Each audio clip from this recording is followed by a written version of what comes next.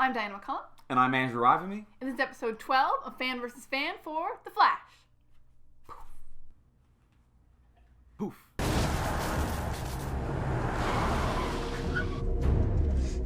I got this. Why the hell do you care what we do? Are you a cop or something? Something.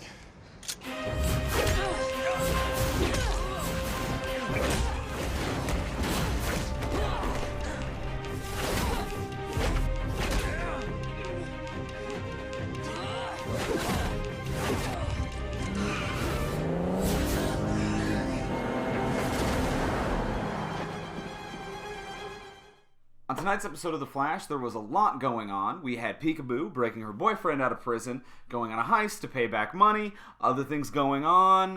Mr. Allen's working from the inside, trying to help out Joe, who's going behind Barry's back, who's going for drinks with Caitlin, who's getting maybe a little bit too drunk, laying down some awkward lines, and also Cisco is screwing up and letting Pied Piper out of prison, and now that guy's loose.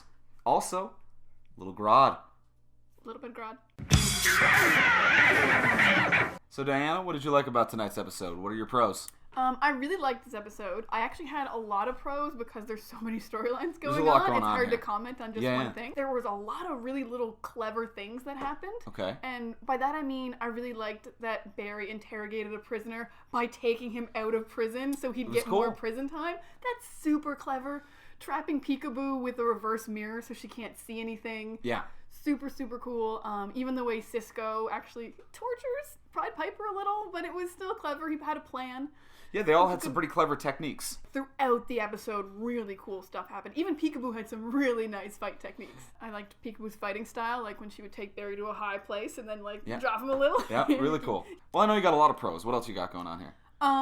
Everything with Barry's dad. Stack it up. Oh, yes. Mostly his biological dad this time. Joe's great too, but he's so heartbreaking.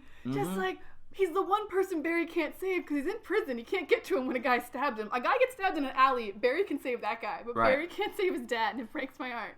What I love about their scenes is that they do a really good job of every scene with his dad isn't just, I'm sad that my dad's in prison. First, they have a lighthearted moment where they're like just friends and buddies, and he calls him Slugger, and it's just heartbreaking and beautiful. They're so well done, those scenes. And that scene was the highlight of this episode. It was the highlight of the damn season. I thought it was phenomenally performed, and it was well written, and yeah, charming, personable, just undefinably amazing. Way to go, Barry's dad.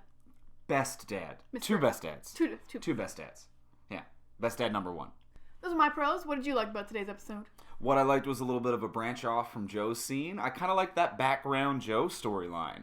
I like the fact that he's working the system from the inside, that him and Joe have a rapport, that they almost had a D storyline that wasn't even aired in tonight's episode. I would have liked to have seen it on the screen, but I think it was a really clever way of moving the plot throughout the episode. I think it moved the plot well, it showed their relationship well, but it also did a really nice job of showing that Joe is still a cop. He's not just like Barry's liaison to information and stuff. Yeah. He's still like, I'm gonna keep copping, even though you're the Flash. I'm gonna do my job. Joe doesn't stop doing his job just because the Flash isn't around. Joe is consistently being a great cop / dad / mentor. Best dad.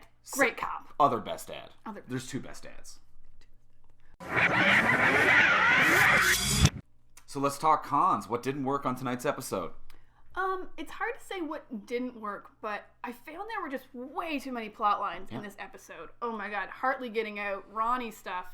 Caitlin's getting drunk, karaoke night, that's the thing that's happening. Barry's picking up a lady. Well, lady's picking up Barry. Lady's picking up Barry, very successfully. Like your game, Linda. And it wasn't even that none of the storylines worked, it was that the ones I really liked, couldn't be expanded. Right. Like, I kind of wanted more Peekaboo. I liked her moral gray area, that she wasn't really evil. She was just trying to help her boyfriend. But here's my question, though, is that what would you cut out in that scenario? If there's one that you want to see more of, what would you have removed? I don't know if we needed all that much stuff with Caitlin and Barry being drunk, especially the scene with Caitlin's home. That didn't do anything. I mean, it was funny and cute, but that didn't do anything. Yeah. And I don't think we needed to see them sing. I think that was for the Grant Gustin Glee fans. We're like, we gotta see the Flash sing. Grant Gustin can sing, we know guys. We know what the purpose of that is, or at least I know now that you have told me that he is a person that was on Glee. This was new information to me.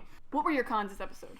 My con this episode, which has been something kind of going on for the past few episodes, is that I really don't give a fuck about the Ronnie storyline. Every time they talk about Ronnie as someone that we need to, like, find and resolve and figure out, and oh no, what happened to him? What were his last days like? What is going on here? How did he merge? I just don't care. I don't know Ronnie. We only saw him when he died. Right. And We've we don't gotten even some show Ronnie flashbacks, but the Ronnie flashbacks were just to complement Caitlyn's character. They weren't about me getting invested in Ronnie's return. I don't care. Stay dead, Ronnie. And the little bit that they have shown of him, I don't like how they're doing the fire CGI. I don't think it looks sharp. The fire actually looks alright. I think it looks really weak. Like, it really just looks like a very lazily done layer that's over top. For a show that has visually impressed me a lot in the past, this one's disappointing. Okay. Alright, I can see that. Yeah, we definitely need to know Ronnie, though. Because I agree, I'm not emotionally invested in finding him. Alright, I kind of hate to do this, but we have to. A double con we both had was poor Iris this week. It's just, I love that she's a real reporter now, because that will pay off better than her having a blog. Hopefully. But for her first thing to do is complain about the fact that they're not respecting her as a reporter because she hasn't reported on The Flash when they hired her to report on The Flash as her job. Yeah, fuck you, Iris. That's how jobs work. What does she expect to happen at this job? She's obviously not writing articles about The Flash. Is one of the biggest problems. Even though all she did before this was write articles about The Flash. And again, I've said this before, I want to like Iris. I don't like ragging on her every week, but I just don't think they know what to do with her. I think the saddest part is that I think Barry had more chemistry with Linda in this one episode. Oh, she did? Yeah. Linda was great. Linda was great. She was so smooth. Yeah, boom. In and out. She's got an app for picking Iris, up. gone. Linda, forever. Perfect. Mm-hmm. And she's a real journalist. That just hit me. That just hit me. Linda is a real journalist. She is a person who is actually doing all of the things that Iris has only attempted or complained about. That's the character. Oh, poor Iris. Fuck yourself.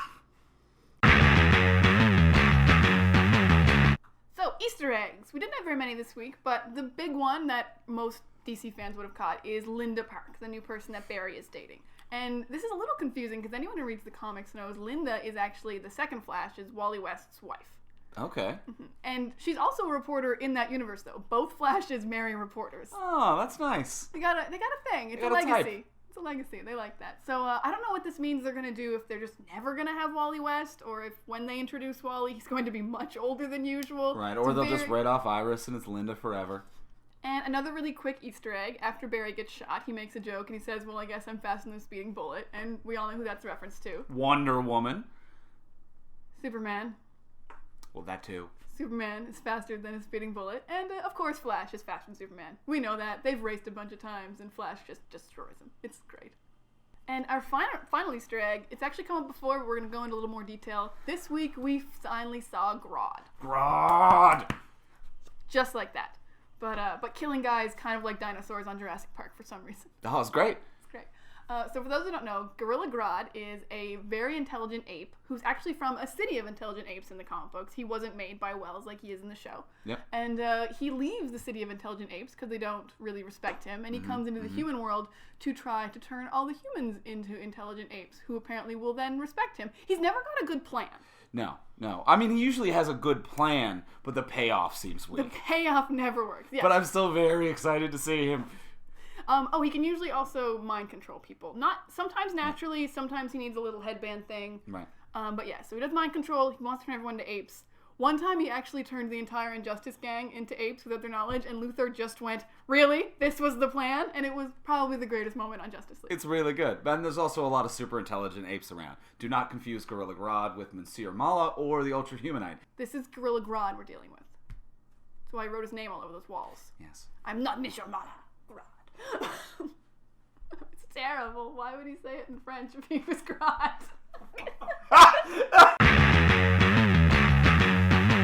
Just want to give a shout out to @JubalAndrew on Twitter. Thanks for tweeting at us this evening. Jubal brought up the fact that so Iris was able to take a photo of the Flash on her cell phone, which seemed a little ridiculous because I've used an iPhone cell phone and it is not that good. So unless she has like an iPhone 68 that Reverse Flash brought back to her, wasn't loving that. Thanks for watching. This has been episode 12 of Fan vs. Fan. If you want to follow us for more, you can go on Twitter and see @DorkShelf right about here. And also be sure to subscribe to the channel, which is going to be right here. And we'll be back next week for more fun when Ronnie comes back. Ooh. Thanks for watching.